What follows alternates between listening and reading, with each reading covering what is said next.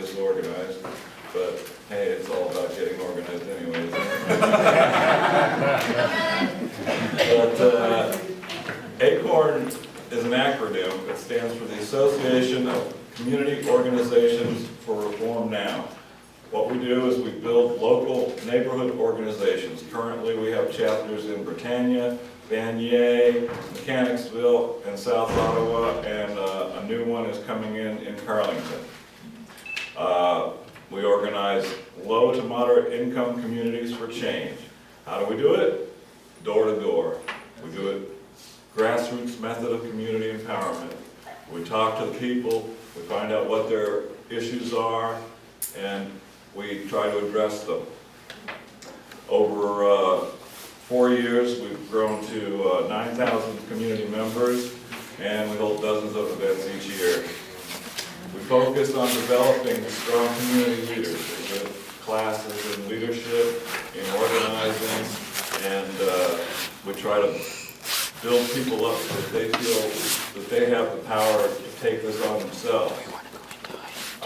We've had victories winning regulation on payday lenders, raising the minimum wage, and forcing slum landlords to do repairs and maintenance. The nuts and bolts of organizing, we're going to focus on what our living wage campaign was. A living wage is different from a minimum wage. It enables a person who's working full-time to meet their basic needs, so that they can afford to pay the rent, they can afford to buy their groceries for themselves and their families. Living wage sets a floor-level wage. ACORN US and ACORN Canada have won living wage bylaws, and demands were determined based on the political landscape of the local area and what we could win and what our members wanted.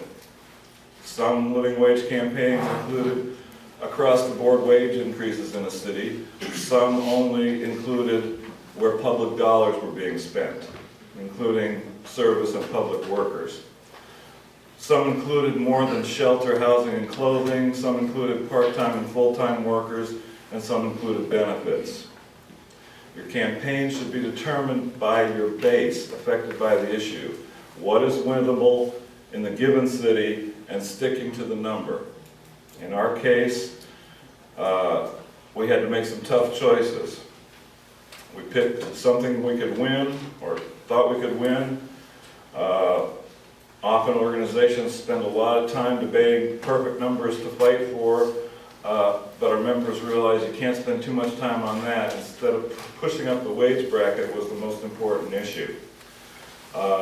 We've settled on $13.50 as a living wage in Ottawa based on the low income cutoff index.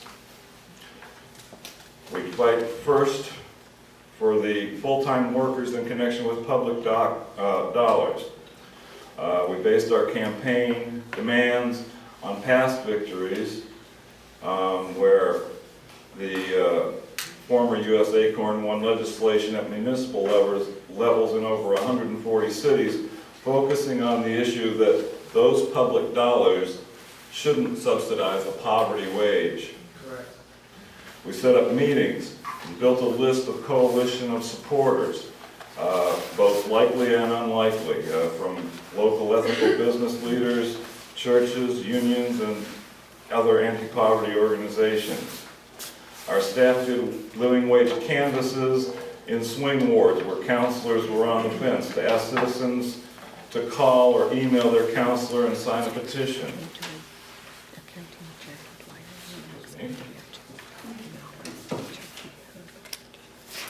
We targeted areas not only where our members live, but in middle-income areas as well, and we found a lot of support there. We found political champions to fight for our legislation. It was introduced to the council in July 2009 by the two councilors, Alex Cullen and Peggy Feltmate. Councilor George Bedard suggested that it be part of the city's poverty reduction strategy, and we agreed. Ottawa's poverty reduction strategy was the only one in North America that included a living wage element. We gathered over 5,000 signatures on petitions. We were helping other organizations build living wage campaigns in Canada. In New Westminster, ACORN won the first living wage bylaw in Canada in April of 2010. Campaigns are currently underway in Hamilton, Kingston, Calgary, and Cape Breton, so it's across the country. The living wage campaign was subsequently won in Esplomont, BC as well. In 2010, City Council voted, 14 councilors voted to keep living wage and poverty reduction strategy despite Mayor O'Brien's attempt to kill it. We had over 100 members at City Hall that day. We held the campaign to get out the vote in the summer and fall of 2010 before the municipal election. We asked all the candidates for their support in fall 2010 and held a living wage forum with over 100 people in attendance.